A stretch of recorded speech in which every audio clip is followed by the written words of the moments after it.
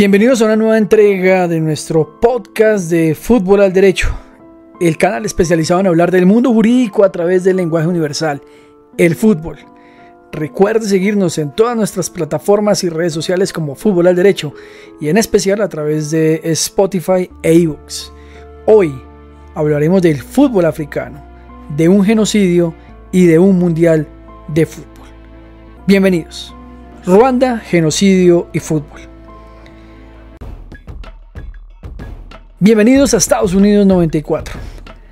La 15ª edición del Mundial de Fútbol de Mayores se celebró en el año de 1994, por determinación de la Federación Internacional de Fútbol Asociado FIFA.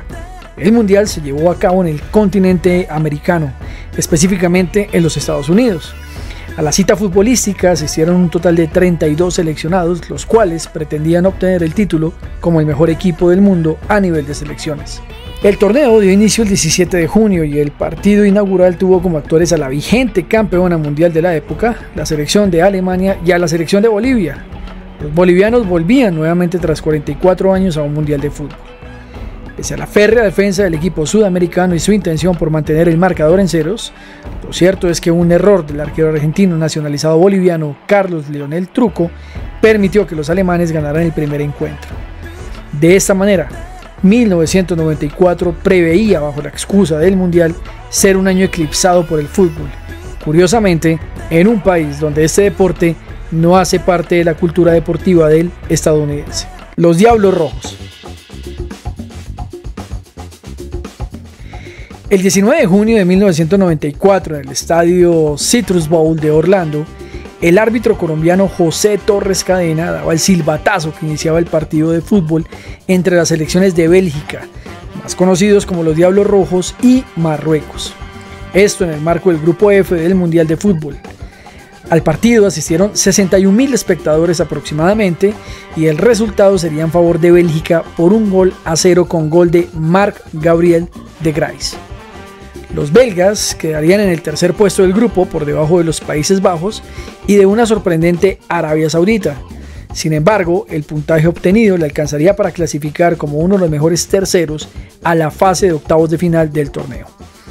Precisamente, en esta fase se encontrarían con la selección alemana de fútbol, liderada por los históricos Lothar Matthäus y el goleador Jürgen Klinsmann. Los alemanes derrotarían a Bélgica por 3-2, marcador que pudo ser mayor de no ser por el arquero belga, el mítico Michel Prudhomme. Lo cierto es que mientras los hinchas de los Diablos Rojos lloraban su derrota aquel 2 de julio de 1994, en otra parte del mundo, más concretamente en el continente africano y en un país llamado Ruanda, los hinchas de todo el fútbol ruandés lloraban, no por una derrota o por la eliminación de un torneo. Lloraban porque hasta ese día habían transcurrido 93 días ininterrumpidos del genocidio iniciado por parte de la etnia Hutu hacia la etnia Tutsi, consideradas como las dos principales del país africano. Un genocidio que tenía una relación histórica directa con dos países europeos. Y sí, uno de ellos era eliminado ese 2 de julio del Mundial de Estados Unidos 94, Bélgica.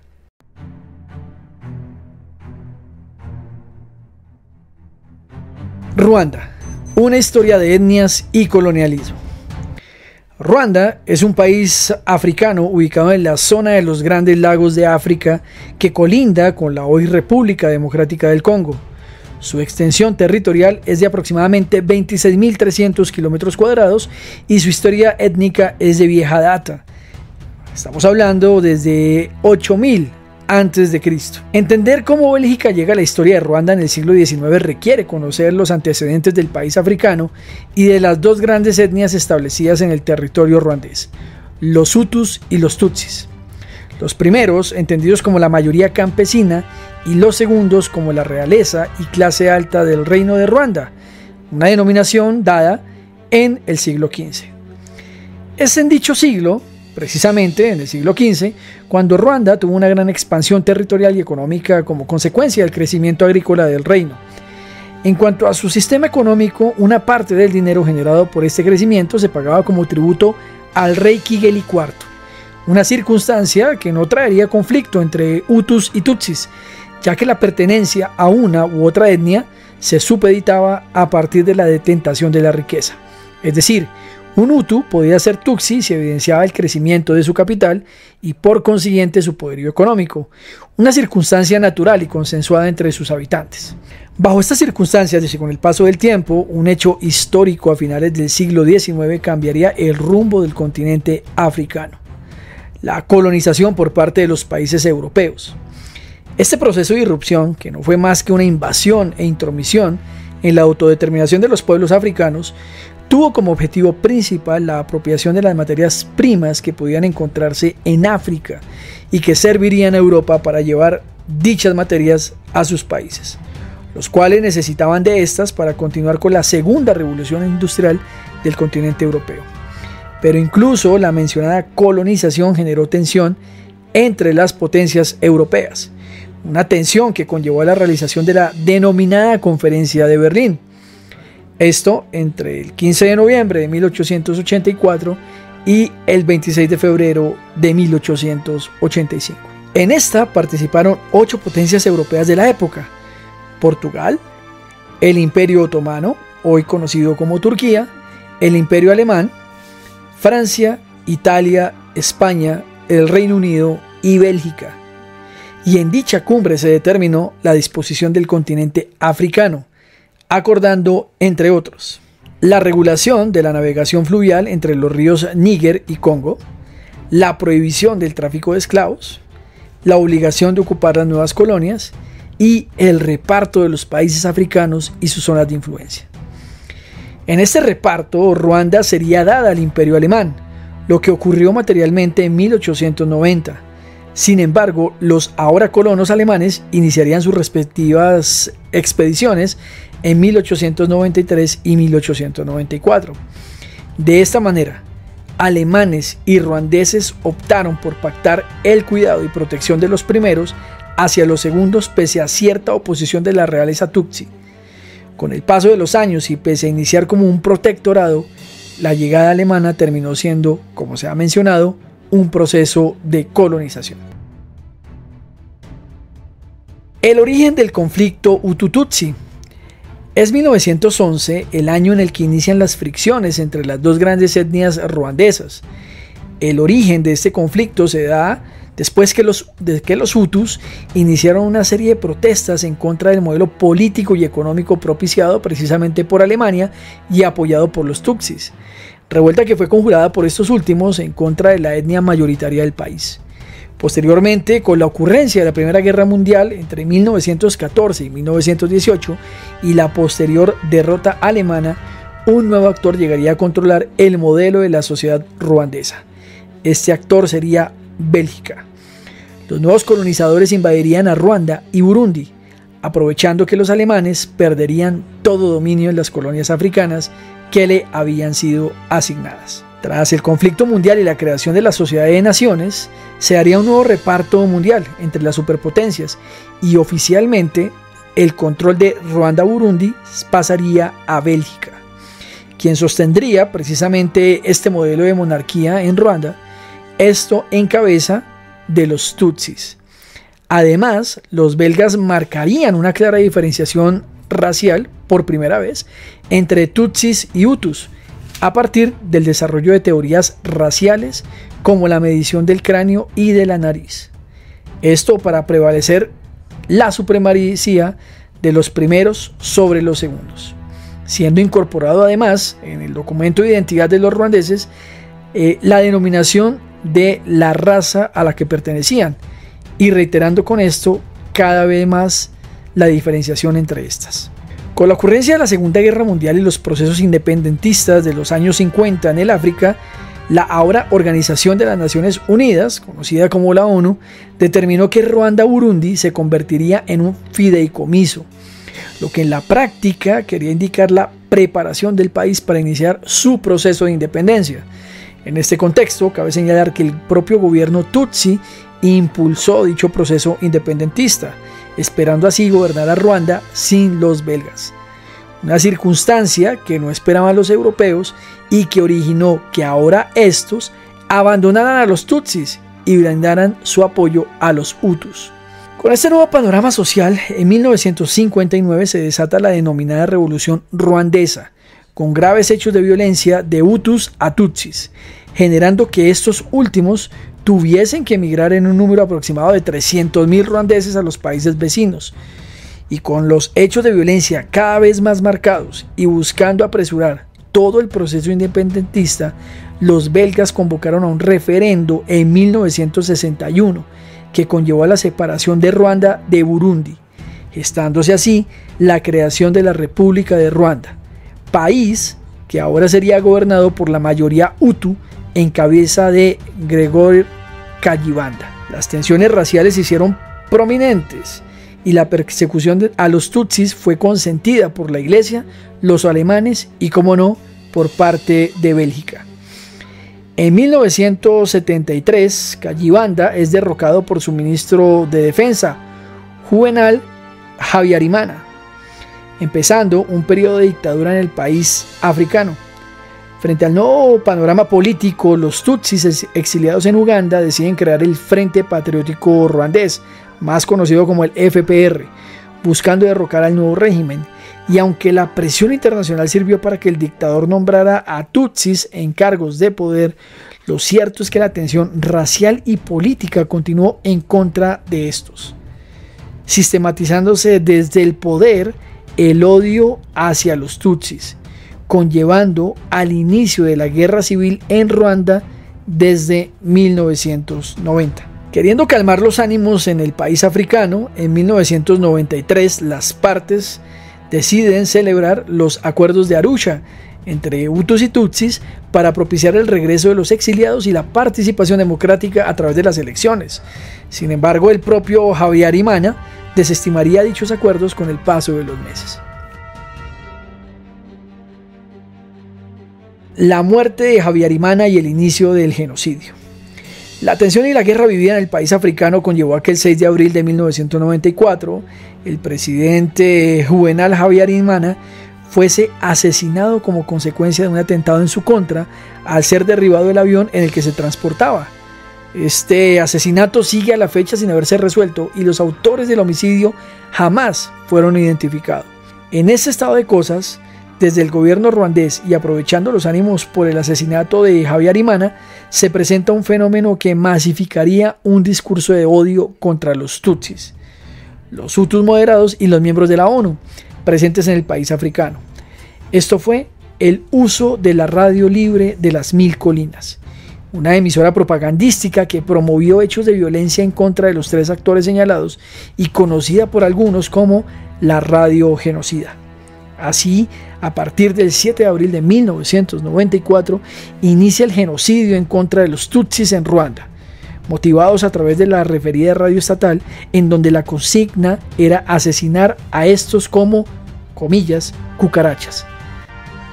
Kumva RTLM, haha, ni bateri nawe yasomye ku kamogi mu gitondo. Nibyo sha, bimuhaguruza.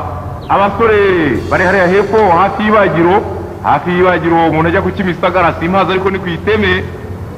Ariko nababwira yuko ibintu mwamahaye ngatumagura. Byanguye nabi, natumaguyeho gatatu. Ariko birakaze ariko ngo bibaha kuraje kabisa. Murinde rero uwo mwobo w'amazi ejo hatazagira inyenzi iwunyuramo, muzayimerere nabi mumaze kunywa kuri ako kantu.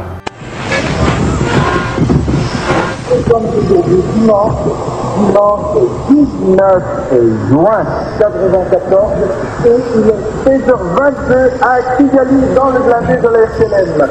Avis à tous les Guinéens qui nous écoutent, oui, à tous les Guinéens qui nous écoutent, le Rwanda appartient à ceux qui le défendent vraiment. Et vous les Guinéens, vous n'êtes pas des Rwandais.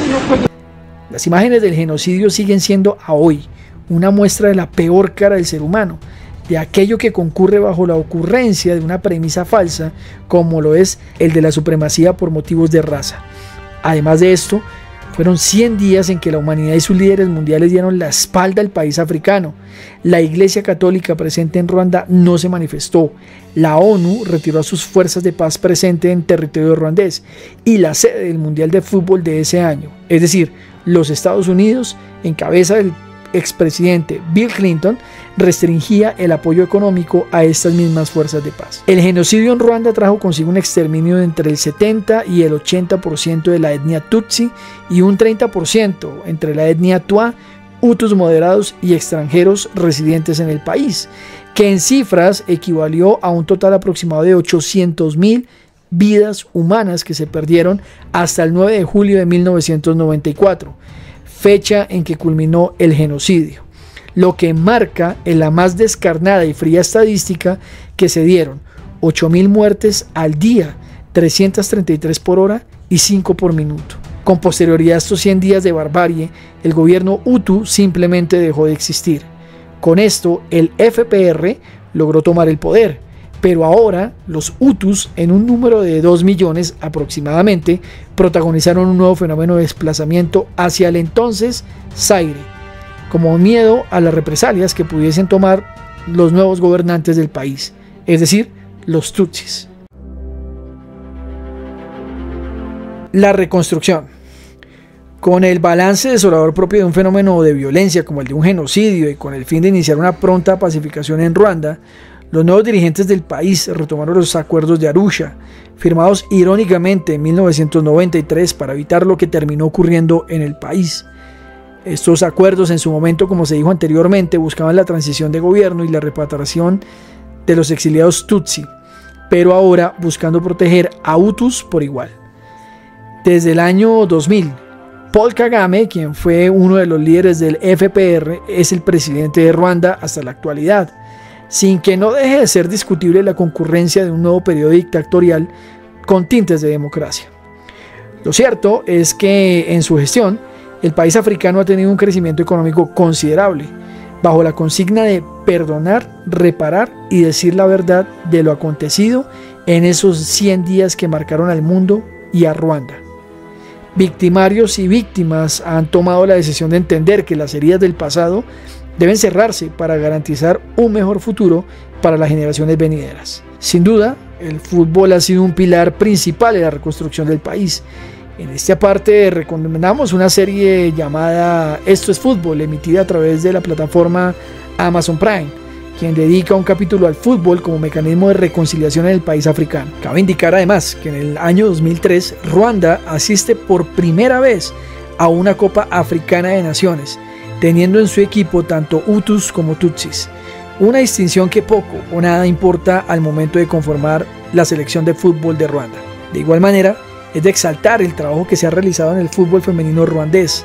La mujer, como ocurre siempre en cualquier conflicto, verbigracia en nuestro país Colombia, es el grupo poblacional con mayor impacto en la vulneración de sus derechos, pues siempre se suma la violencia sexual a la cual es sometida bajo el yugo de la guerra o de los conflictos internos.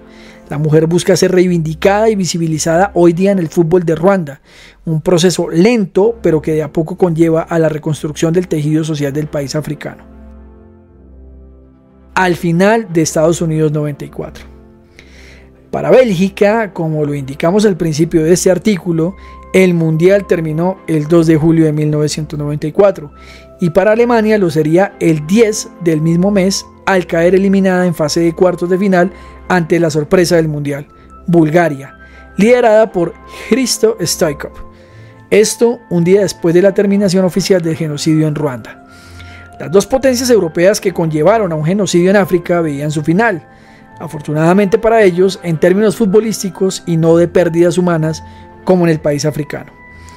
Al final de dicho mundial, la campeona del mundo sería Brasil, tras derrotar a Italia el 17 de julio de 1994, en lo que sería la primera final en la historia de los mundiales que se definió a través de los tiros desde el punto penal. Roberto Baggio, la gran figura italiana, erraba en favor de los brasileros y así llegaba el tetracampeonato para la verde amarela. Una Italia que a propósito perdió sorpresivamente en la ronda inicial del torneo frente a la República de Irlanda el 18 de junio de 1994. Y mientras los irlandeses celebraban la histórica victoria en suelo norteamericano en el pequeño pueblo de Loch Nisland, en Irlanda del Norte, más concretamente en el pub O'Toole, se perpetró una masacre que dejó como resultado 6 personas muertas junto con 5 heridos. Al momento de la ocurrencia del hecho, el sitio se encontraba lleno de personas viendo precisamente el partido entre Irlanda e Italia. A partir de ahí, este hecho se conocería como la masacre de la Copa del Mundo y hace parte del vasto conflicto ocurrido en Irlanda. Pero esto será objeto de otra columna. De esta manera, terminamos nuestro podcast dedicado a Ruanda, el genocidio y el fútbol. No olviden dejar sus comentarios en el correo electrónico info@futbolalderecho y seguirnos en nuestras redes sociales como Fútbol al Derecho. Además, síguenos también en nuestra página de internet www.futbolalderecho.com. Y si quieres que sigamos contando historias de fútbol, derecho o algo más, indícanoslo a través de nuestras redes sociales. Cuídense mucho y feliz día, feliz tarde o feliz noche, sea el momento en que usted nos esté escuchando.